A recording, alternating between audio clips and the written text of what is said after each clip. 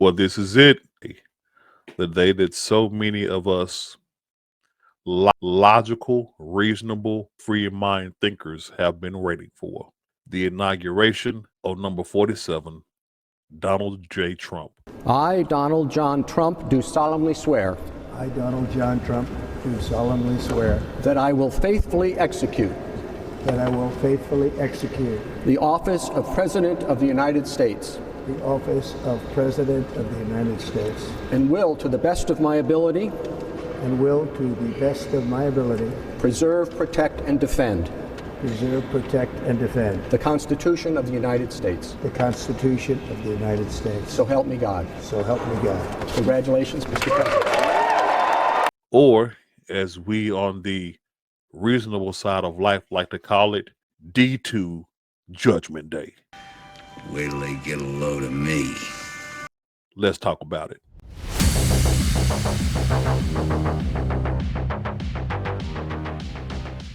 All right, and joining me, as usual, the one and only little brother Frosty. USA number one. That's all I gotta say. USA number one. We won!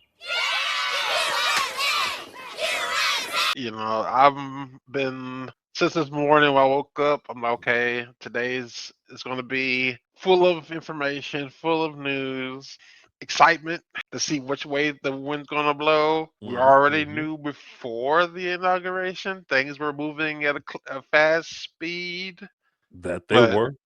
but after reading some things, this is several hours after the inauguration. Some of the executive orders and other things we'll get into. I'm surprised at some things and and I, am happy about a lot of things really. Oh my god, we're finally safe!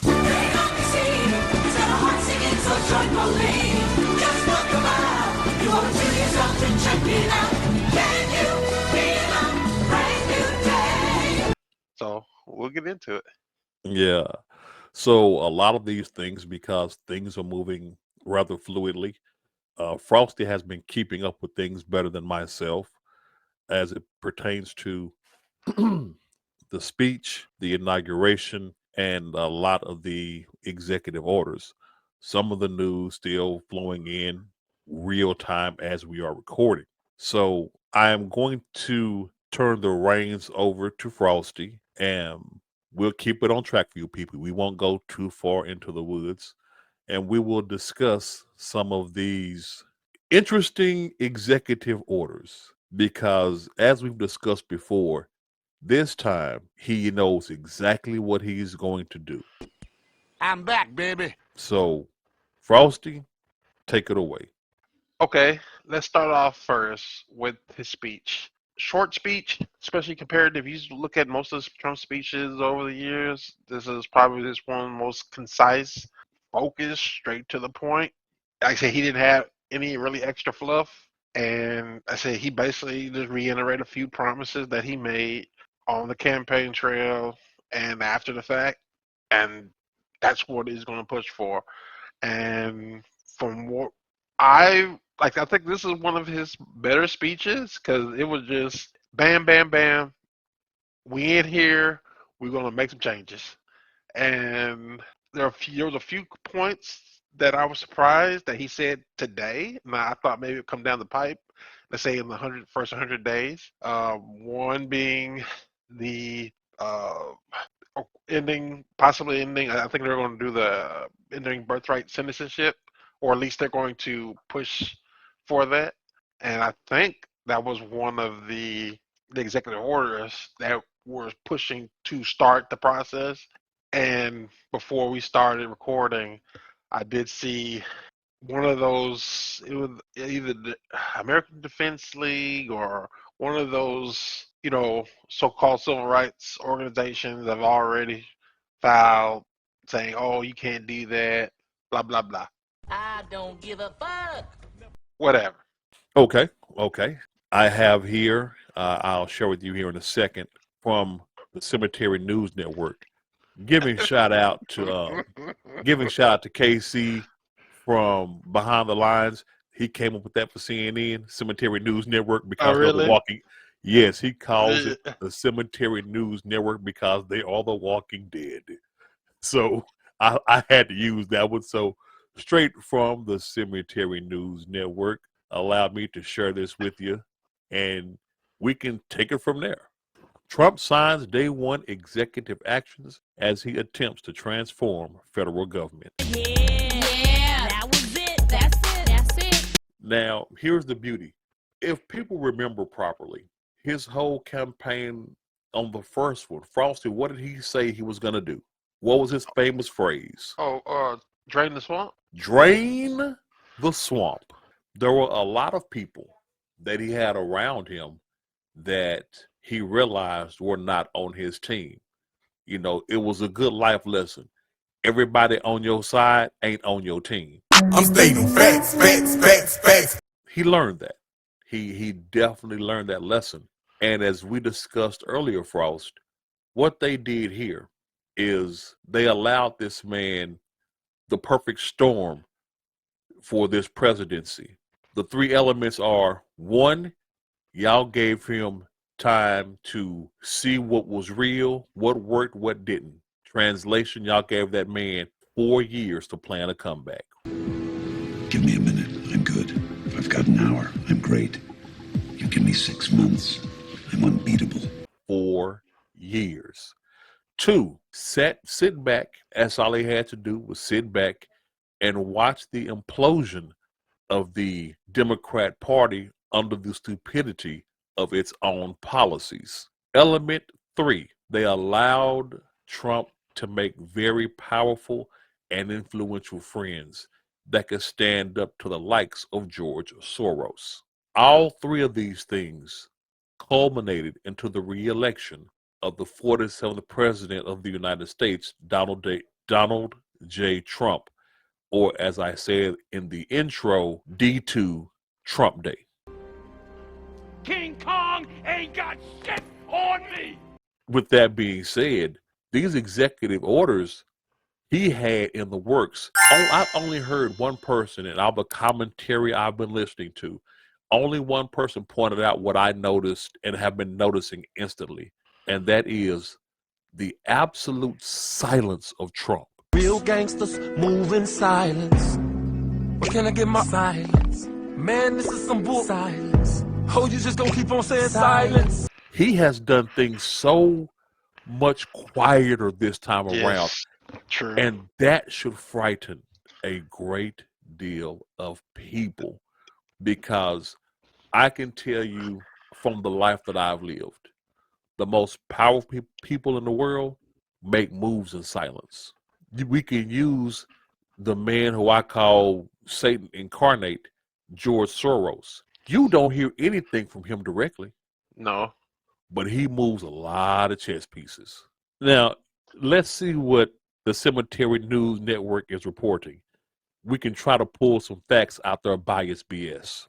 President Donald Trump on Monday took the first steps to enact his sweeping agenda with a series of executive actions that are expected to kickstart his promised transformation of the federal government. Oh, it's true. It's damn true. On his first day of his second term, Trump signed actions that remove the U.S. from the Paris Climate Agreement.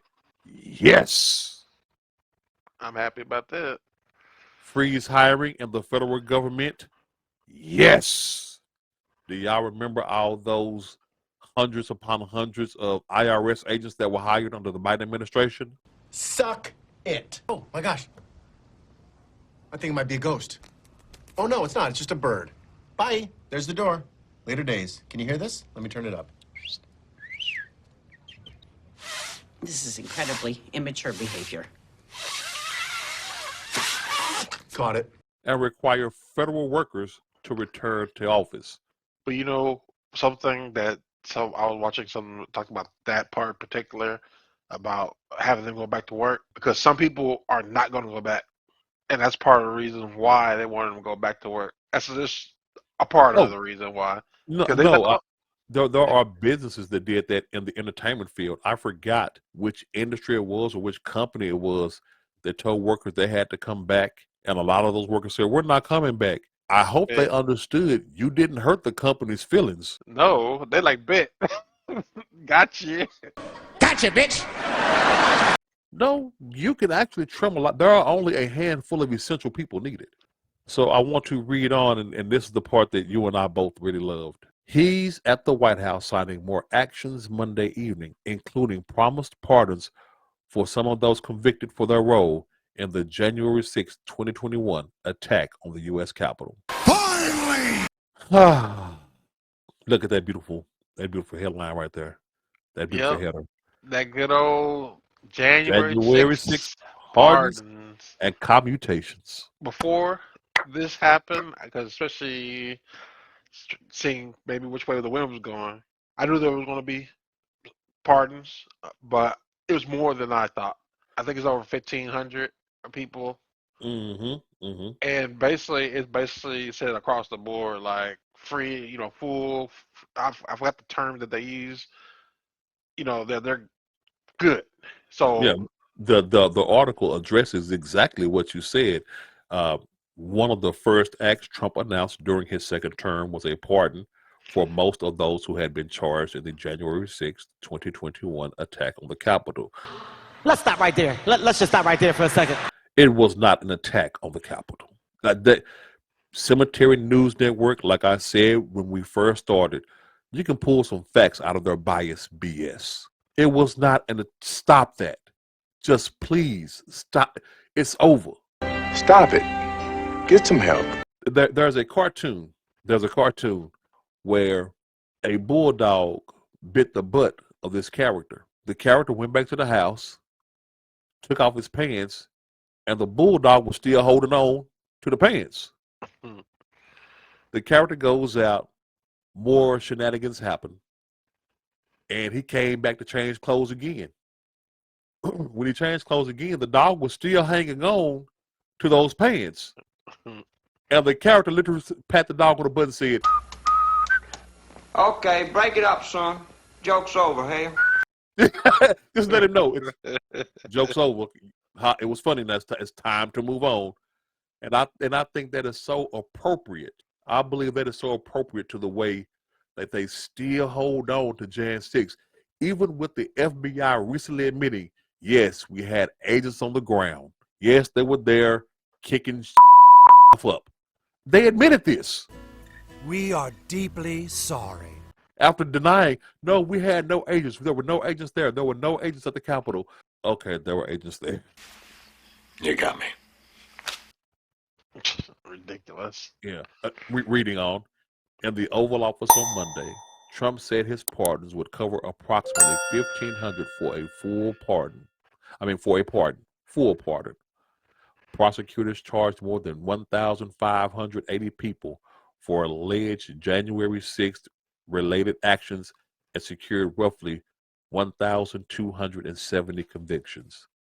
Damn! That means Trump said nearly everyone who has been charged with a crime related to the attack will be pardoned, essentially ending all January 6 cases.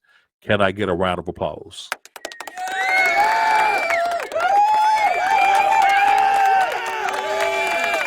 14 people, including profile leaders of the Proud Boys and Oath Keepers, who were convicted for their roles in the attack, had their sentences commuted to time served. Trump's order was the fulfillment of a promise he repeatedly made on the campaign trail, and as recently as a few hours before he signed the full pardons. But Trump never gave a hint to the extraordinary scale of the pardons he was envisioning. Speaking at Capital One Arena on Monday night, Trump said he would be signing pardons for J6 hostages. If anyone who's listening to us right now, if you think that is too strong of a term, understand that the bulk of those 1,500 people that were arrested and being held, the bulk of them still had not had charges levied.